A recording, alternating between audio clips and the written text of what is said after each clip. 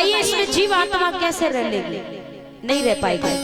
जैसे कि माना कि हमारा पुराने जमाने का घर बना हुआ है और जब पानी बरसता है ना तो वो टपकता है, तो आप भी सोचोगे कि नया घर बनवा लिया जाए, और तुमने इसी मकान को, ये शरीर रूपी मकान को खराब कर लिया, तोड़ लिया, फोड़ लिया, जहर खा लिया, फांसी लगा ली, तो ये जीवात्मा तो निकल जाएगी। अब तुम सोचो कि तुमने अपने हाथों से अपनी मृत्यु कर ली, उसके बाद भगवान तुम्हें अपने पास रख लेना। भैया वहां पर तो काफी लोग हैं, अगर ऐसे भगवान सबको अपने पास रखेगा तो भगवान के लिए भी जगह नहीं रहेगी, तो वो भी यही भेजना है। 84 लाख योनियां होती हैं, किसी न किसी योनि में पटक देगा। अब तुमने बड़ा अच्छा, ये वो कहते ना कि बड़े भाग्यमान उस तन पावा भटक भटक 84 लाख योनियों के बाद में ये मनुष्य का शरीर मिला, वो भी तुमने यूं ही गवा दिया। कि मनुष्य जन्म अनमोल रे, मिट्टी में ना रोल रे, अब जो मिला है फिर ना मिलेगा, कभी नहीं कभी नहीं कभी नहीं रे। ये मनुष्य का जन्म बड़ा ही अनमोल है, इसलिए इसे यूं ही ना गवा। देवर्षि नारद ने मैया सुनीति को समझाया कि हे बेटी, ये मनुष्य योनि बड़ी नसीबों से मिलती है और तुम इसे गवाने के लिए आई हो ना, तुम लौट के चली जाओ। कुछ समय के बाद में तुम्हारे पति तुम्हारे घर अवश्य आएंगे, पर याद रखना प्रत्येक शाम को भोजन कम खाना। अब देवर्षि नारद ने भोजन कम खाने की बात क्यों कही? परीक्षित महाराज जी, सबसे ज्यादा नशा किस चीज में होता है? भोजन में। पर लेकिन लोग भोजन में नशा नहीं समझते, पौआ में नशा समझते। सबसे ज्यादा नशा होता है भोजन में। भोजन खाने के बाद में तुरंत निद्रा आ जाती है, यानी नींद आने लगती है।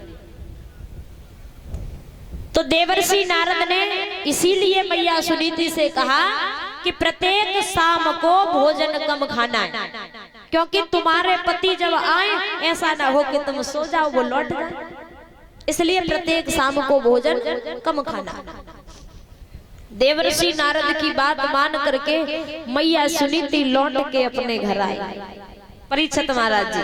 और जब मैया सुनीति लौट के आई तो उस घड़ी का इंतजार करने लगी कि वो घड़ी कब आएगी जब मेरे पति मेरे घर आएंगे। एक बार क्या हुआ, राजा उत्तानपाद शिकार खेलने के लिए गए। शिकार खेलते खेलते राजा उत्तानपाद को रात्रि हो गई, और जब रात्रि हुई राजा उत्तानपाद को बड़ी जोर से भूख लगी थी। राजा उत्तानपाद जब लौट के आए तो सबसे पहले अपनी छोटी रानी के दरवाजे पर पहुंच गए। हमारे मामा तो नींद पूरी कर रहे हैं, कोई बात नहीं।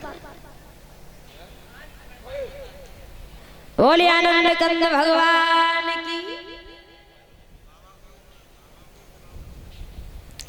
परीक्षित महाराज, राजा उत्तानपाद को बड़ी जोर से भूख लगी थी, तो राजा उत्तानपाद अपनी छोटी रानी के दरवाजे पर आए और जोर जोर से कुंडी को खटखटाया। छोटी रानी इतनी गहरी निद्रा में सो गई कि उसको पता नहीं पड़ा कि महाराज कब आए। तो बड़ी रानी की याद आने लगी राजा उत्तानपाद को कि मेरी बड़ी रानी इतनी अच्छी थी कि जब तक मैं लौट के नहीं आता था तब तक ना तो सोती थी, जब तक मैं भोजन नहीं खा लेता था तब तक भोजन नहीं खाती थी। तो राजा उत्तानपाद बड़ी रानी की झोपड़ी के पास में पहुंचे। राजा जब झोपड़ी के पास में पहुंचे, किवाड़ को खटखटाया, बड़ी रानी समझ गई कि आज तो मेरे स्वामी मेरे घर आए हैं। बड़ी रानी ने कुंडी को खोला। परीक्षित महाराज जी, टूटी सी चारपाई पड़ी हुई है। राजा उत्तानपाद को बड़ी रानी सुनीति ने टूटी सी चारपाई पे बिठा लिया। सूखी रोटियां रखी हुई है, महाराज के आगे परोस दी। जब राजा उत्तान पात भोजन करने लगे तो राजा उत्तान पात की आंखों से आंसू बहने लगे कि वारे समय जो मेरी रानी 56 प्रकार के भोजन खाया करती थी, आज सूखी रोटियां खा के गुजर करती है। आलीशान महलों में रहती थी, आज झोपड़ी में जब पानी बरसता है तो सर दुबकाने के लिए जगह नहीं है। राजा उत्तान पात की आंखों से अश्रुधारा बहने लगी।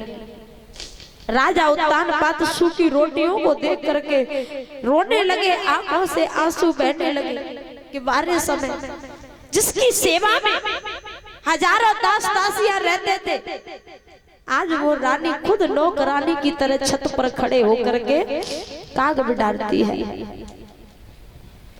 राजा उत्तान पात ने वो पूरी रात्रि अपनी बड़ी रानी सुनीति के साथ में व्यतीत की, तो उसी रात्रि के द्वारा मैया सुनीति के गर्भ में भगवान के भक्त ध्रुव का उदय हुआ। बोलिए ठाकुर जी महाराज की। तो आइए 2 मिनट ठाकुर जी के चरणों में